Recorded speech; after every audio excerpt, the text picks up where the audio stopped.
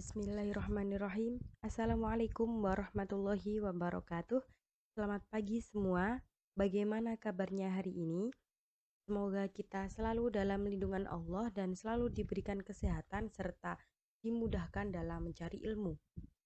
Nah, sebelum kita memulai pembelajaran pada kali ini, marilah kita semua berdoa agar pandemi ini cepat berakhir sehingga kita semua bisa belajar bersama secara langsung. Berdoa dimulai. Berdoa selesai. Pada kesempatan kali ini kita akan belajar tentang taubat. Nah, apa sih taubat itu? Taubat merupakan kata atau istilah yang sering kita dengar di telinga kita. Nah, apa sih sesungguhnya arti taubat itu? Terus hakikat taubat itu seperti apa? Itu banyak orang yang belum memahaminya, belum mengetahui hakikat dari taubat itu seperti apa. Nah, pada kesempatan kali ini kita akan belajar tentang hal itu. Fokus pembelajaran kita yang pertama yaitu pengertian taubat, yang kedua hukum melaksanakan taubat, yang ketiga tingkatan taubat, yang keempat ketentuan-ketentuan dalam taubat. Nah, yang pertama yaitu tentang pengertian taubat. Pengertian taubat itu dibedakan menjadi dua, yaitu secara bahasa dan secara istilah. Pengertian taubat secara bahasa antara lain menurut Kamus Besar Al-Munawir, kata taubat itu berasal dari kata taba yatubu tauban wa taubatan wa mataban, yang berarti bertaubat. Yang kedua, dalam Kamus Besar Bahasa Indonesia, kata taubat berarti sadar, menyesal, berniat untuk memperbaiki tingkah laku dan perbuatan dari dosa. Nah, sedangkan secara istilah, kata taubat adalah tindakan yang wajib dilakukan atas setiap dosa, baik itu kesalahan yang dilakukan langsung kepada Allah ataupun ke sesama manusia. Jadi, istilah taubat itu kembali kepada kebenaran dan tidak dan berjanji tidak mengulangi kesalahan atau dosa yang pernah dibuat dengan bersungguh-sungguh. Nah, taubat itu ada bermacam-macam. Salah satunya ada taubatan nasuha. Taubatan nasuha itu apa sih? Taubatan nasuha adalah taubat dengan sungguh-sungguh dan berjanji tidak mengulangi perbuatannya lagi. Nah, ada beberapa pengertian di antaranya yang pertama menurut Al-Kalbi, taubatan nasuha adalah menyesal dalam hati, meminta ampunan dengan lidah, dan berhenti di saat itu juga dari dosa, serta meneguhkan hati agar tidak mendekat lagi kepada perbuatan dosa itu. Jadi, selain kita menyesal dalam hati, kita juga meminta ampunan dengan lidah kita dan me- meneguhkan hati agar tidak mendekat kepada hal-hal yang berdosa itu. Jadi, semua berfungsi mulai dari hati, lisan, pikiran, dan lain-lain. Yang kedua, menurut Said bin Musayyab, taubatan nasuha adalah menasihati diri karena telah bersalah dan patuh menuruti nasihat itu. Jadi, menurut Said bin Musayyab itu, taubatan nasuha merupakan salah satu kegiatan untuk menasehati diri kita sendiri. Karena diri kita itu merasa bersalah atas perbuatan atau dosa yang telah dilakukan, serta patuh dan menuruti nasihat itu. Dalam Quran surat At-Tahrim ayat 8 itu disebutkan bahwa taubat yang wajib dilakukan itu taubatan nasuha. Artinya seseorang itu bersungguh-sungguh dan berjanji tidak mengulangi perbuatan itu lagi. Hal itu dibuktikan dengan lisannya yang berucap untuk tidak melaksanakan perbuatan dosa, terus hatinya juga yang mengerem atau apa ya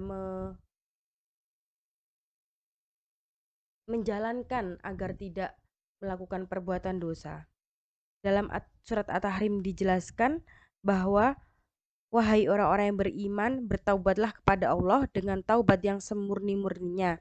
Mudah-mudahan Tuhanmu akan menghapus kesalahan-kesalahanmu dan memasukkan kamu ke dalam surga-surga yang mengalir di bawahnya sungai-sungai. Dan seterusnya. Jadi taubat yang diterima itu adalah taubatan nasuha. Karena apa? Karena taubatan nasuha itu berjanji dan bersungguh-sungguh untuk tidak mengulangi perbuatan dosa itu lagi. Selanjutnya yaitu tentang hukum taubat. Nah, hukum taubat itu dibagi menjadi dua, yaitu wajib dan sunnah. Kapan sih hukum taubat itu diwajibkan? Kapan sih hukum taubat itu disunahkan? Yang pertama, hukum taubat itu diwajibkan ketika kita meninggalkan perintah dari Allah Subhanahu wa taala. Jadi misalnya kita melanggar sholat. Nah, maka hukum taubat itu wajib. Karena apa? Karena sholat merupakan perintah dari Allah Subhanahu wa taala. Seperti itu. Yang kedua, hukum taubat yang sunnah. Kapan sih hukum taubat itu disunahkan kayak gitu? Yang pertama, hukum taubat yang disunahkan itu ketika dilakukan karena meninggalkan perkara-perkara yang dianjurkan atau disunahkan. Misalnya, seseorang yang sudah sering melaksanakan sholat duha, ternyata pada suatu hari dia tidak melakukan sholat duha karena lupa atau apa. Nah, maka dia hari selanjutnya bertaubat untuk melaksanakan sholat duha lagi. Nah, itu dinamakan hukum taubat yang sunnah. Karena apa? Karena sholat duha merupakan perkara yang dianjurkan atau disunahkan. Seperti itu. Jadi tergantung situasi dan kondisi. Hukum taubat itu menjadi wajib itu ketika kapan, menjadi sunnah itu ketika kapan, itu melihat situasi dan kondisi. Selanjutnya yaitu tentang tingkatan taubat. Yang pertama, taubat secara langsung. Yang kedua, taubat secara tidak langsung. Nah, taubat secara langsung antara lain yaitu memohon ampunan kepada Allah. Jadi kita langsung memohon ampunan kepada Allah karena Allah itu memiliki sifat maha pengampun. Yang kedua yaitu lapang dada. Jadi seseorang itu hendaknya memiliki sifat lapang dada, baik itu memaafkan dan meminta maaf. Selanjutnya ada al-ghufran atau mengampuni. Ini sifat yang dimiliki oleh Allah ya. Yang kedua yaitu taubat secara tidak langsung, yaitu antara lain al-afu memaafkan dan at-takfir atau menutup. Jadi memaafkan kesalahan orang lain dan menutupi kesalahan orang lain. Adapun ketentuan-ketentuan dalam taubat, yang pertama yaitu ada syarat-syarat bertaubat. Syarat-syarat bertaubat antara lain menyesal atas semua kesalahan yang telah diperbuat atau disebut juga dengan nadam. Jadi seseorang yang ingin bertaubat itu harus menyesali semua kesalahan yang telah diperbuat atau dosa-dosa yang pernah dilakukan. Nah, yang kedua yaitu menarik diri dari kesalahan tersebut dan berjanji tidak mengulangi lagi atau disebut dengan ikhla.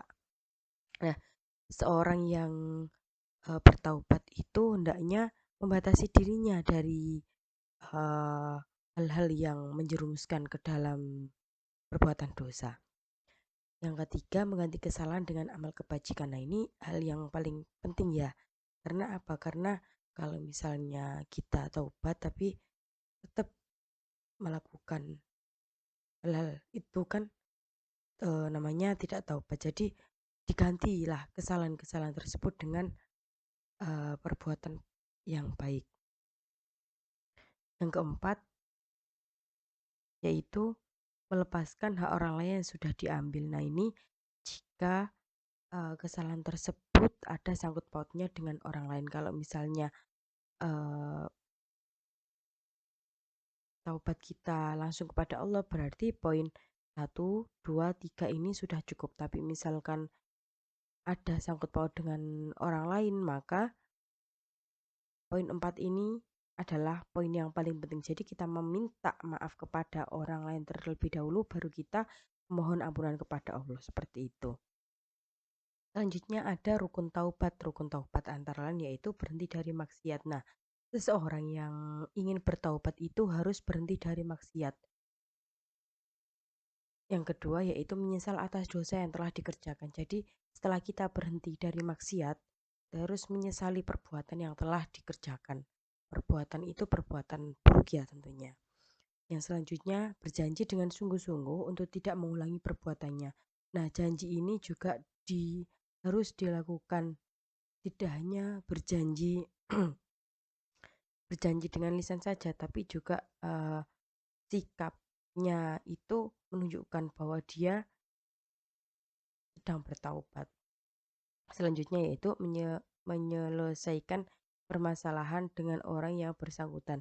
Jika ada sangkut paut dengan orang lain. Nah, ini jika permasalahan dengan orang lain, maka poin 4 ini yang sangat penting. Meminta maaf kepada orang lain dulu, baru meminta ampunan kepada Allah. Adapun tata cara bertaubat yang pertama yaitu mohon ampunan dengan lisan. Jadi sebisa mungkin lisan kita juga berucap uh, agar kita juga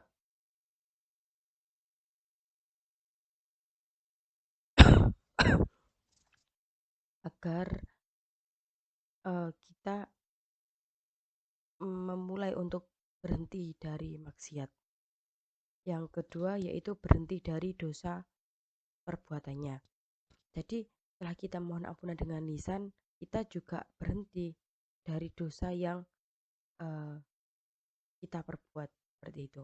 Yang selanjutnya berjanji tidak mengulangi lagi. Nah, ini semua orang kan juga bisa berjanji, tapi janji di sini itu harus dibarengi dengan perbuatan. Uh, tidak hanya berjanji-berjanji pada umumnya, tapi harus diimbangi dengan melakukan kegiatan-kegiatan baik. Selanjutnya yaitu menghindari lingkungan yang akan membawa ke dampak buruk. Jadi lingkungan ini sangat penting sekali tentunya. Karena apa? Karena lingkungan itu akan mempengaruhi seseorang.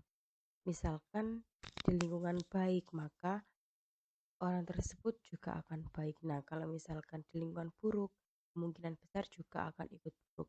Tapi hal ini juga tergantung pada pribadi masing-masing. Jika seseorang itu bisa menahan dirinya, maka tidak akan ikut dalam hal-hal buruk meskipun ia ada di lingkungan buruk apapun, seperti itu. Jadi semua lingkungan itu sangat berpengaruh terhadap tingkah laku kita, seperti itu. Mungkin dari sini ada yang ingin ditanyakan, bisa langsung melalui WA, dan materinya sampai sini, kurang lebihnya mohon maaf. Wassalamualaikum warahmatullahi wabarakatuh.